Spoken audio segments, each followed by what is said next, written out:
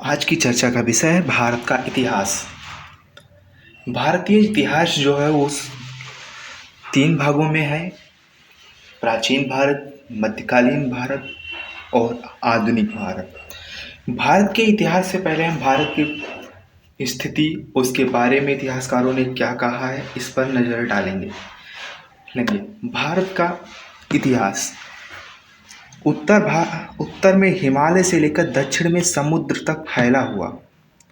उत्तर में हिमालय से लेकर दक्षिण में समुद्र तक फैला हुआ उपमहाद्वीप भारतवर्ष के नाम से जाना जाता है, जिसे महाकाव्यों तथा पुराणों में भारतवर्ष अर्थात भारत का देश कहा गया है। यहाँ के जो निवासी हैं उन्हें हम भारतीय कहते हैं, अर्थात भारत की संतानें कहते हैं। यूनानियों ने भारत को इंडिया तथा मध्यकालीन इतिहासकारों ने भारत को हिंदुस्तान कहा है। यूनानियों ने भारत को इंडिया तथा मध्यकालीन जो मुस्लिम इतिहासकार हुए हैं उन्होंने भारत को हिंद तथा हिंदुस्तान के नाम से संबोधित किया है। अब हम जानेंगे कि भारत की संतान और भारत का देश क्या है। तो ये महाराजा रघु के वंशज भरत के नाम पर महाराजा दुष्यंत और शकुंतला के जो पुत्र हुए हैं महाराजा भरत, उनके नाम पर भारत देश का नाम भारत के नाम पर भारत देश का नाम भारत पड़ा। महाराजा दुष्यंत और उनकी पत्नी शकुंतला के नाम पर, उन शकुंतला के पुत्र के नाम पर भारत देश का नाम भारत पड़ा। और जो यहाँ के निवासी हैं उनको भारत की प्रजा अर्थात संतान अर्थात प्रजा, यानी कि भारत की प्रजा जो है उनको भारतीय कहा गया है। भारतीय इतिहास के बारे में जो समय है, भारतीय इतिहास के बारे में जो समय है वो तीन भागों में विभाजित है। भारतीय इतिहास अध्ययन की सुविधा से तीन भागों में विभाजित है, जिसमें पहला भाग है वो है प्राचीन भारत, द्वितीय भाग है मध्यकालीन भारत तथा तृतीय भाग है आधुनिक भारत। प्राचीन भारत जो है मानव उत्पत्ति या फिर कह सकते हैं कि आप 3000 ईस्वी पूर्व से लेकर 712 एडी तक की समय है। और मध्यकालीन भारत 712 से लेकर के 1707 एडी तक तथा 1707 एडी से 1947 एडी तक का समय आधुनिक भारत का माना गया है, जो स्वतंत्र युग समय सीमा है। अगर स्वतंत्रता के बाद की सीमा भी देखें तो अब तक चला आ रहा है, उसे भी हम लेंगे आधुनिक भारत में। प्राचीन भारत, प्राचीन भारतीय इतिहास के विषय में जो कुछ भी जानकारी हमें प्राप्त होती है वो या तो धर्म ग्रंथों से प्राप्त होती है, ऐतिहासिक ग्रंथ है या विदेशियों का विवरण है या फिर पुरातत्व संबंधी साक्ष्य हैं। प्राचीन भारत के विषय में इतिहास की जो जानकारी है धर्म ग्रंथ से है, जैसे वेद, उपनिषद, वेदांग, ये सब हमें उपलब्ध कराते हैं धर्म ग्रंथ से प्राचीन भारत के इतिहास के बारे में। अब ऐतिहासिक ग्रंथ क्या हुए? ऐतिहासिक ग्रंथ वह ग्रंथ हैं जो लिखे गए हैं किसी लेखक के द्वारा, किसी भारतीय लेखक के द्वारा। इतिहास जो प्राचीन भारतीय लेखक रहे हैं उनके द्वारा जो लिखी गई किताबें हैं वो ऐतिहासिक ग्रंथ हैं, जैसे शतपथ ब्राह्मण हुआ, स्मृति ग्रंथ हुआ, मनुस्मृति हुआ, ये सब ऐतिहासिक ग्रंथों में आते हैं। तीसरा जो महत्वपूर्ण कारण है वो है साक्ष्य है, वो है विदेशियों का विवरण। अब विदेशियों का जो विवरण है उन विदेशियों के विवरण में टेसियस आते हैं, हेरोडोटस आते हैं सिकंदर द्वारा जो भेजे गए, सम्राट सिकंदर जो हैं उनके द्वारा भेजे गए कुछ राजदूत हैं, जैसे निर्याकस, आनेसिटिकस और मेगास्थनीज मेगास्थनीज जो है, मेगास्थनीज का नाम जो है वो विदेशी यात्रियों में प्रमुख है जिन्हें सेल्यूकस निकेटर ने भेजा था, जो चंद्रगुप्त मौर्य के राज दरबार में आए थे। इन्होंने एक बहुत ही प्यारी पुस्तिका भी लिखी है जिसका नाम है मेगास्थनीज जो है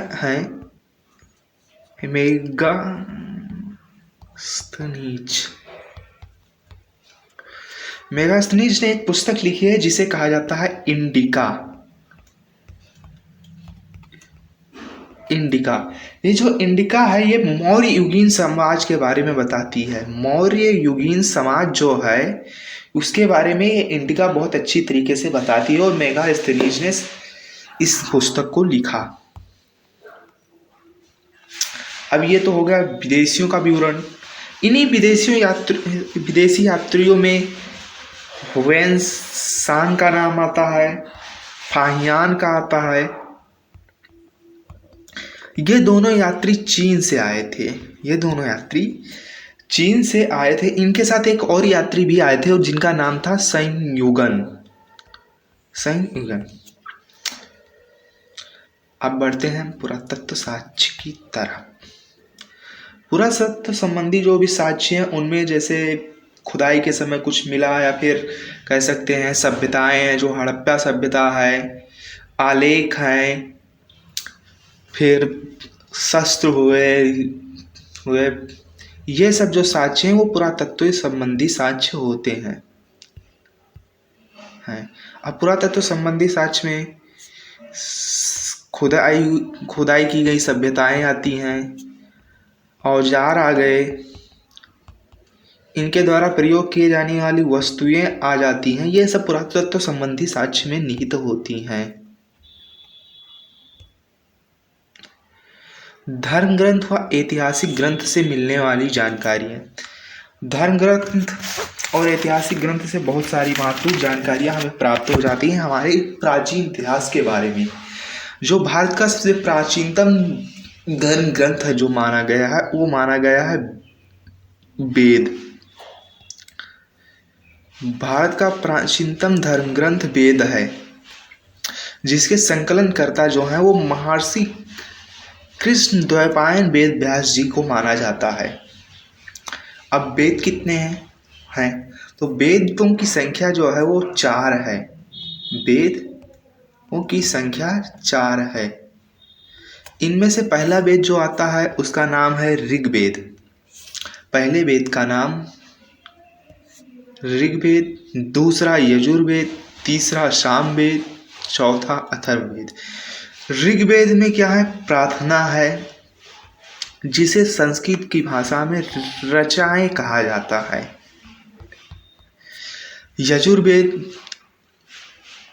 यजुर्वेद में श्वासर पाठ के लिए मंत्र हैं।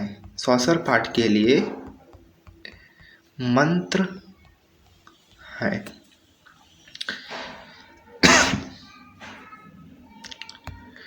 सामवेद है। सामवेद को भारतीय संगीत का जनक कहा जाता है। जो भारतीय संगीत है वो सामवेद से है। इसमें गाई जा सकने वाली प्रार्थनाएं हैं जिन्हें गाया जा सकता है।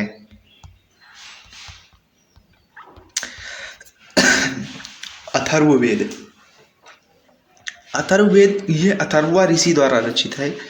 ये वेद जो है वो अथर्वा ऋषि द्वारा रचित है। इस वेद में टोटके, वशीकरण,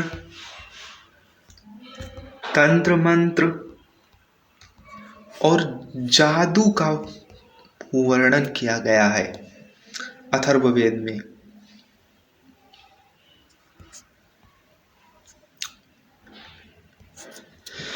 रचनाओं का जो क्रमबद्ध ज्ञान है, जो संग्रह है, जो प्रार्थनाओं का क्रमबद्ध ज्ञान, जो क्रमबद्ध संग्रह है वो ऋग्वेद कहा जाता है। रचनाओं का जो क्रमबद्ध ज्ञान या क्रमबद्ध संग्रह है वो ऋग्वेद कहा जाता है। इसमें 10 मंडल हैं और 10 मंडलों में 1028 सूक्त हैं। हैं, जिनमें से वाल्यखिल्य पाठ जो होता है उसके 11 सूक्त भी सम्मिलित हैं। इन 10 मंडलों में 1028 सूक्त और 1028 सूक्तों के साथ साथ 10,462 रचनाएं अर्थात प्रार्थनाएं हैं।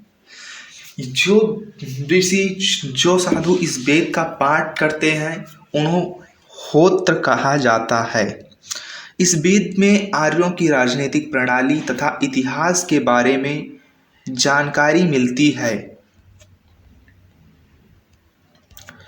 कहा जाता है कि इस वेद का जो तीसरा मंडल है उसमें सूर्य देवता को समर्पित प्रसिद्ध गायत्री मंत्र है जो विश्वामित्र द्वारा उल्लिखित है। इसके 9वें मंडल में सोम देवता का उल्लेख है और इसके 8वें मंडल की हस्तलिखित रचनाओं को खिल कहा जाता है। इसके 8वें मंडल की हस्तलिखित रचनाओं को खिल कहा जाता है। अब जो सोम देवता है जो इसके 9वें मंडल में वर्णित हैं, ये सोम देवता वनस्पति के देवता हैं। वनस्पति के देवता ऋग वैदिक काल में सोमदेव को वनस्पति का देवता माना गया है।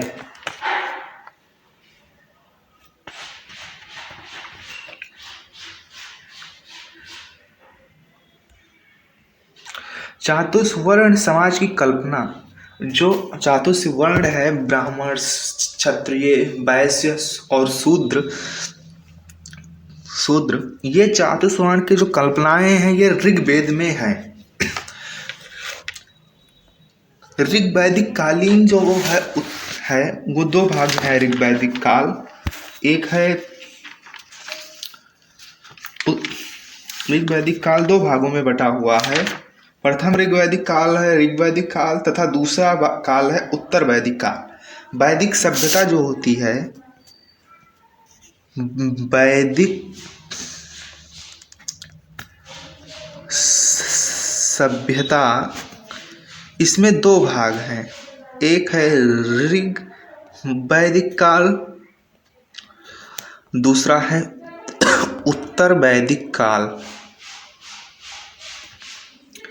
तो ऋग वैदिक काल में जो है वो चतुर्वर्ण समाज की कल्पना की गई है जो ऋग्वेद के 10वें मंडल में वर्णित पुरुष सूक्त पर आधारित है, जिसके अनुसार जो 4 वर्ण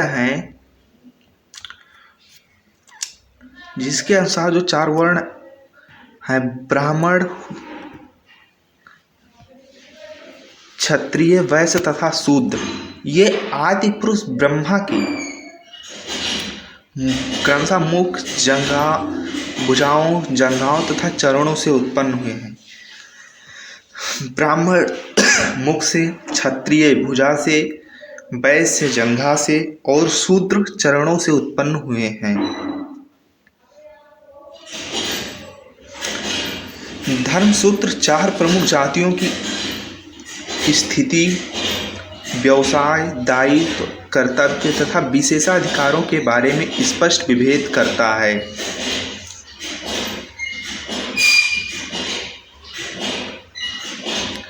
ऋग वैदिक काल में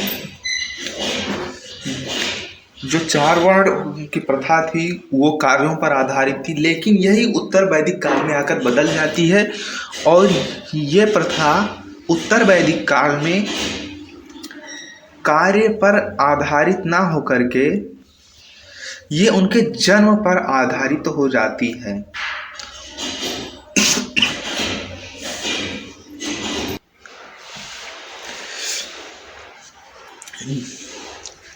वामनावतार के 3 पग हैं। जो वामन अवतार है, भगवान विष्णु का वामन अवतार, वो उनके 3 पगों का आख्यान का प्राचीनतम स्रोत ऋग्वेद माना गया है। इसमें इंद्र के लिए 250 तथा अग्नि के लिए 200 रचनाओं की रचना की गई है। प्राचीन इतिहास के साधन में वैदिक साहित्य में ऋग्वेद के बाद शतपथ ब्राह्मण का स्थान है। जो वैदिक साहित्य है उसमें ऋग्वेद के बाद अगर कोई ग्रंथ आता है तो वो शतपथ ब्राह्मण है। ये तो छोटी सी जानकारी हो गई ऋग्वेद के बारे में। जो हमारा इतिहास जो है, प्राचीन इतिहास, उसमें धर्म ग्रंथ और ऐतिहासिक ग्रंथों में जो ऋग्वेद साक्ष्य प्रदान करता है वो उसकी। अब हम यहाँ पर छोटी सी चीज़ है जो है ईसा पूर्व तथा ईस्वी, जो किसी भी कैलेंडर में समय का निर्धारण करती है। उसमें कुछ मानक होते हैं, उन्हीं मानकों में एक है ईसा पूर्व तथा ईस्वी, जिसे आज पूरा विश्व स्वीकार करता है। तो ईस्वी जो है वर्तमान में प्रचलित ग्रेगोरियन कैलेंडर, ईस्वी वर्तमान में प्रचलित ग्रेगोरियन कैलेंडर, जो कि ईसाई कैलेंडर या जूलियन कैलेंडर कहा जाता है, ईसा मसीह के जन्म पर आधारित है। और ये ईसा मसीह का जो जन्म वर्ष है वो कल्पित समय है। जो जन्म वर्ष ईसा मसीह का है वो कल्पित समय है, इसी के आधार पर इसको माना गया है। ईसा मसीह के जन्म के पूर्व के समय को ईसा पूर्व तथा जन्म की तिथि के से आरंभ हुए समय को, जन्म की तिथि से आरंभ हुए सन को ईस्वी कहा जाता है। ईसा पूर्व के वर्षों की गणना उल्टी गिनती की जाती है। जो ईसा पूर्व के वर्ष हैं इनकी गणना जो होती है जो इनकी गिनती होती है वो उल्टी की जाती है। ईसा मसीह के जन्म से जो आरंभ सन है वो ईस्वी सन है। इसे संक्षेप में बड़ी ई पर बिंदी लगाकर लिखा जाता है।